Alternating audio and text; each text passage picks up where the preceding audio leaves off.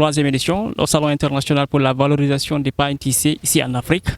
Nous sommes avec madame, s'il vous plaît.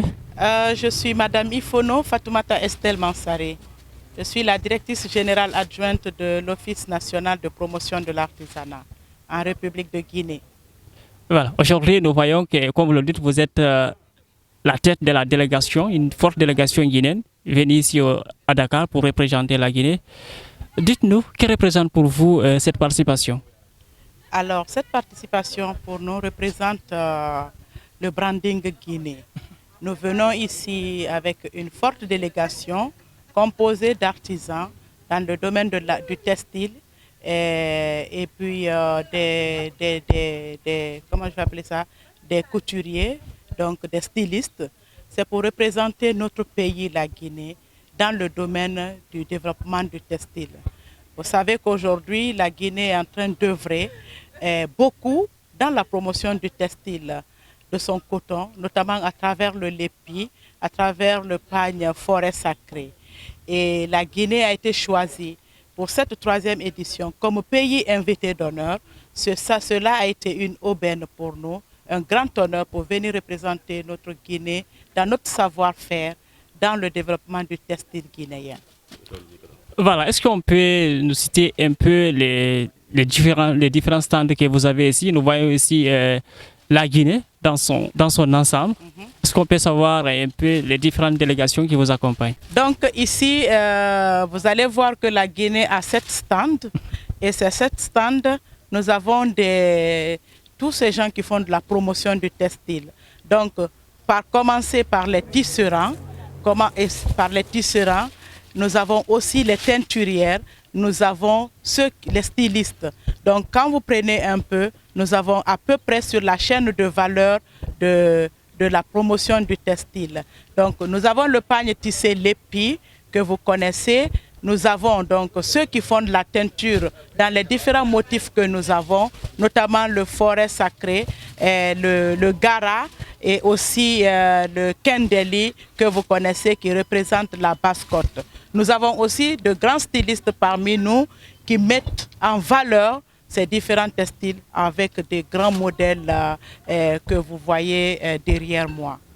Voilà, et cette participation, au-delà d'un symbole, quel est le message qui est derrière? Le message qui est derrière ça, c'est de faire savoir que la Guinée est de retour sur la scène internationale, dans tous les domaines, et dans le domaine politique, économique et culturel.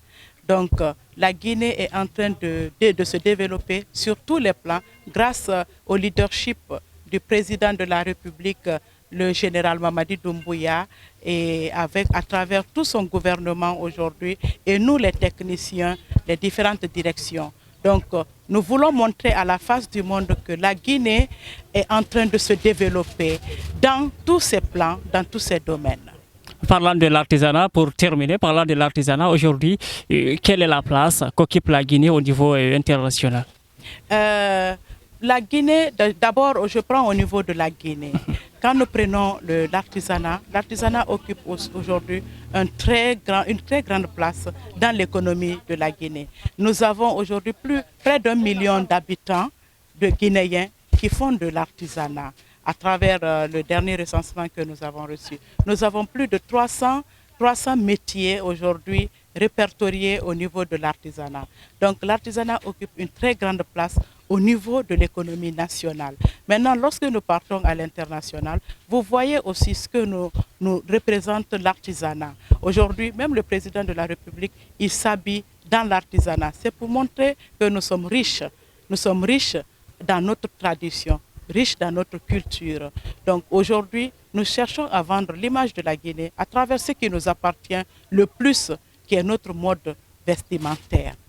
Le message que vous avez à lancer à l'endroit de cette nouvelle génération qui s'oriente beaucoup sur les vêtements importés au détriment de la valeur artisanale. Oui, donc je voudrais quand même inviter tout le monde et surtout les jeunes à emboîter le pas.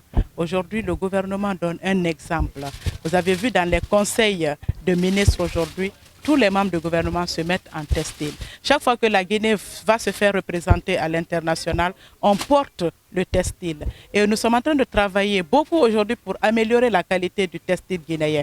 Vous voyez vous-même dans les différents stands la qualité des tissus que nous avons envoyés.